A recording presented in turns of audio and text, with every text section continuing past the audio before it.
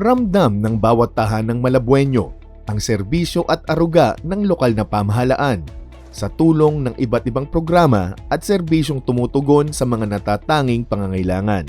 Para sa taong ito, ipinamahagi rin ang 4th tranche ng Malabon Ahon Blue Card na nagkakahalagang 47 million pesos sa mahigit 93,531 ang Malabon Ahon Blue Card cardholders.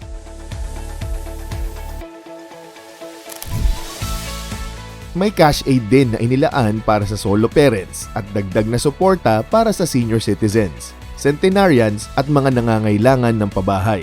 Dahil sa masigasig na pagsasakatuparan ng pangakong tulong pinansyal, dama ang tunay na pag-aaruga ng Administrasyong Sandoval sa bawat tahanang Malabueño sa lahat ng pagkakataon. Magkakaroon na rin ng karagdagang housing units sa ibang bahagi ng lungsod.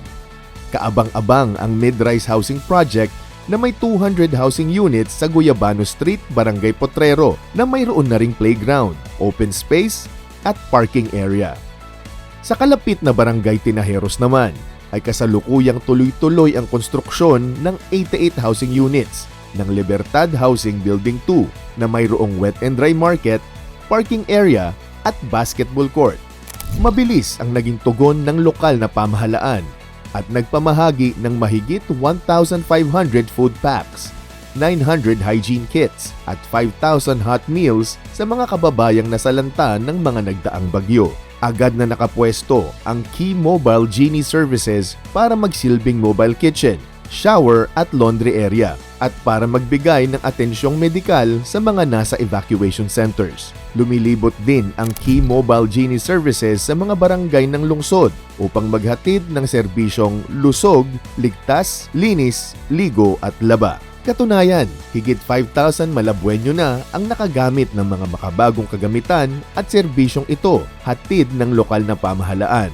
Ang pangakong walang maiiwan ay patuloy nating tinutupad.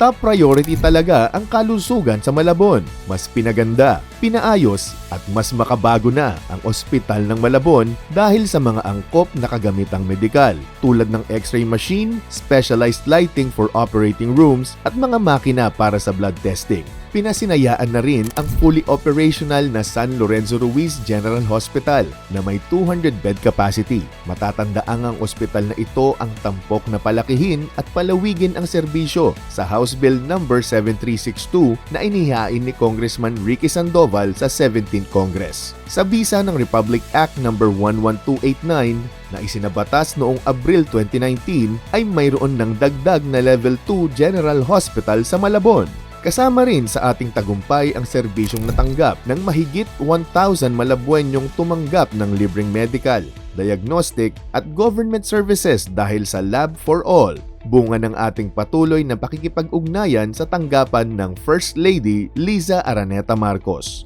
Ang mga kabataan, mga may kapansanan at maging ang mga munting mag-aaral sa daycare ay ating sinanay sa iba't ibang kasanayan tulad ng pamumuno at pagbibigay ng first aid sa panahon ng kalamidad at sakuna.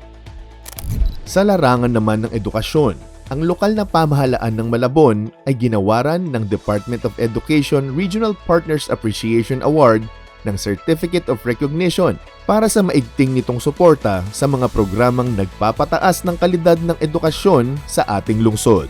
Sa pagdiriwang naman ng ika-34 na anibersaryo ng BJMP-NCR, ang lokal na pamahalaan ng Malabon ay kinilala bilang Special Awardee dahil sa makatao at makabuluhang suporta at kontribusyon nito sa patuloy na rehabilitasyon ng persons deprived of liberty.